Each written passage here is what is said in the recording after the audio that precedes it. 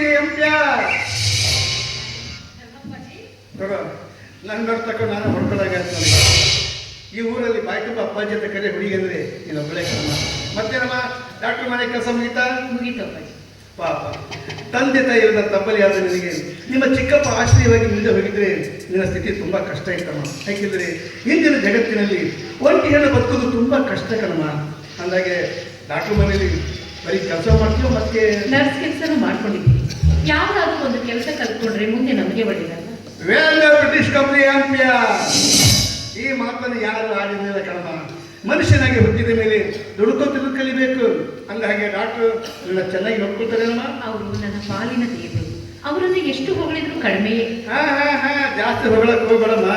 ಅತಿಯಾದ ಸಿಹಿ ನಾಲ್ಕು ರುಚಿಯನ್ನೇ ಕೆಡಿಸುತ್ತಂತೆ.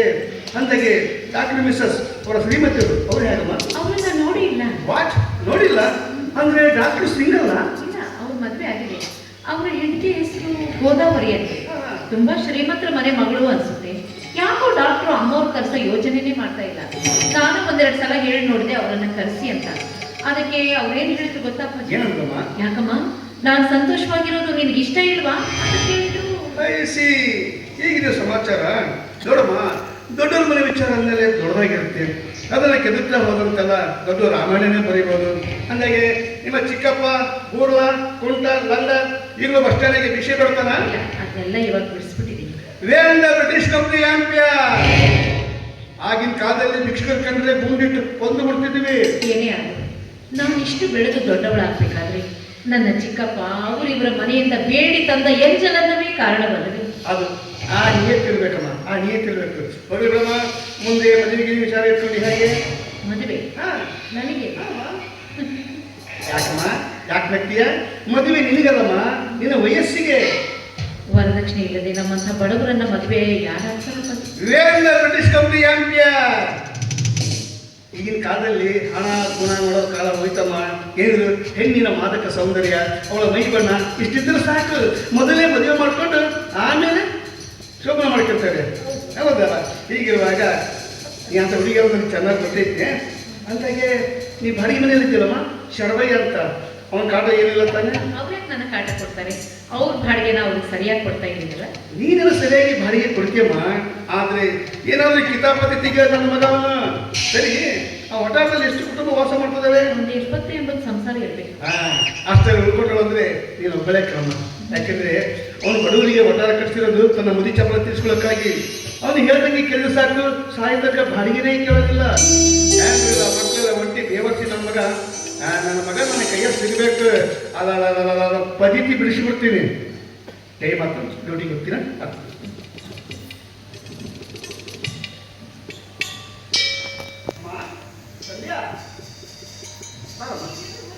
ಅಯ್ಯ, ನಾನೇನು ಹೋಗಿಲ್ಲಮ್ಮ, ಇಲ್ಲೇ ಇದ್ದೀನಿ.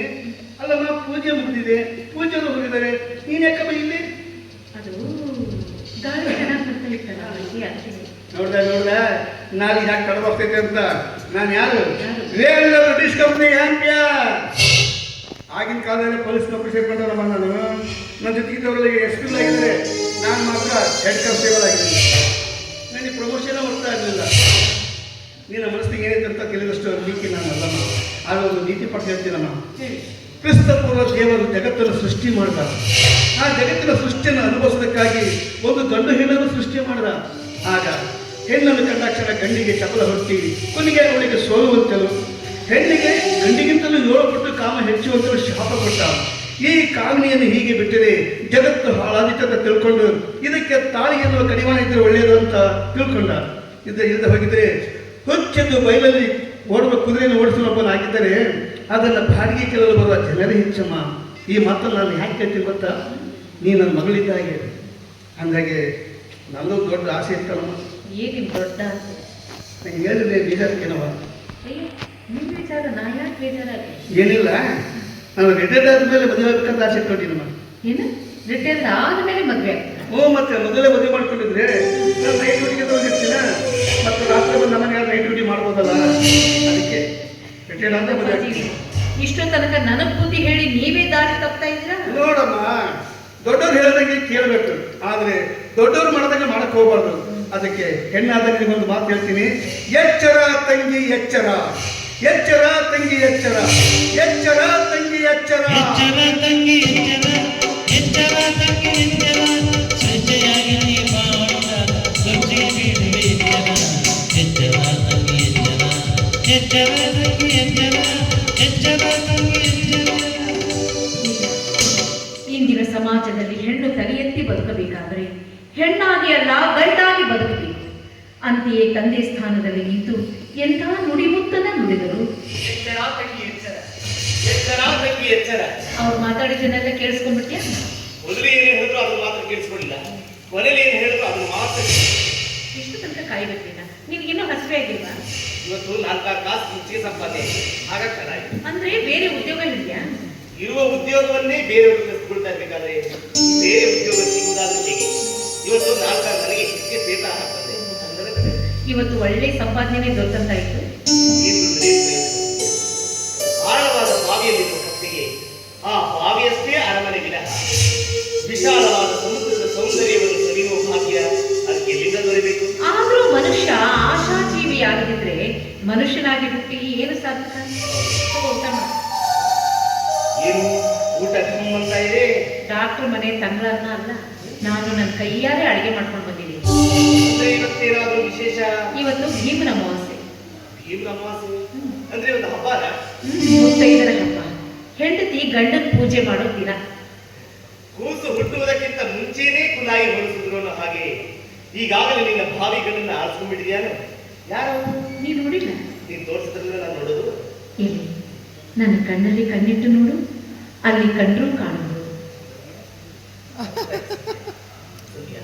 ನನ್ನ ತಂದೆ ತಾಯಿ ಯಾರು ಅಂತ ನನಗೆ ಗೊತ್ತಿಲ್ಲ. ಶ್ರೀಮಂತರೊಬ್ಬರು ನನ್ನನ್ನು ಸಾಕಿ ಸಲಹಿ ವಿದ್ಯಾವಂತನಾಗಿ ಮಾಡಿ ಕಣ್ಮುಚ್ಚಿಕೊಂಡರು.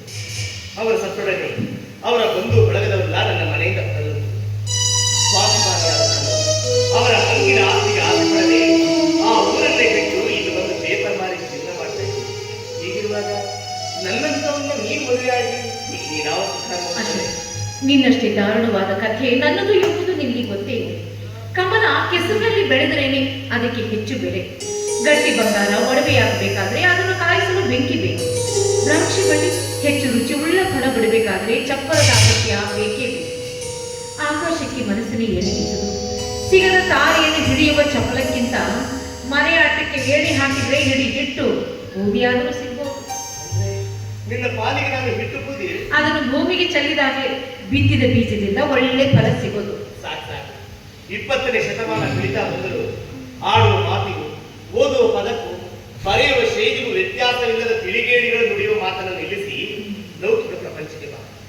ನಾನೇನು ಡಬಲ್ ಡಿಗ್ರಿ ಮಾಡಿದ್ದೀನಿ, ನಾಳೆ ನನಗೆ ನೌಕರಿ ಸಿಗದಿದ್ರೆ ಏನು ಮಾಡೋದು? ಇದೇ ಇದೆಯಲ್ಲ, ನೀನ್ ಪೇಪರ್ ಮಾರು, ನಾನು ಇನ್ನೊಬ್ಬರ ಮನೆಯಲ್ಲಿ ಕಸ ಗುಡಿಸಿ ಕೆಲಸ ಮಾಡ್ತೀನಿ. ಒಂದು ವೇಳೆ ಅದು ನೀನು ಹೋದ್ರೆ ಅಪ್ಪ, ನೀನು ಪಾಲಿಟ್ ಹಾಲು ಕುಡಿ, ನಾನು ಟಿಕ್ ಕುಡಿದು ಬಿಡ್ತೀನಿ. ಅದಾದ್ಮೇಲೆ ವಿಚಾರ ಮಾಡಿದಾಯ್ತು. ಮೊದಲು ಬಾಯಿ ಸಿಹಿ ಮಾಡಿ. ನಾನು ಕೇಳಿದ್ದು ಈ ಸಿಹಿ ಅಂತ.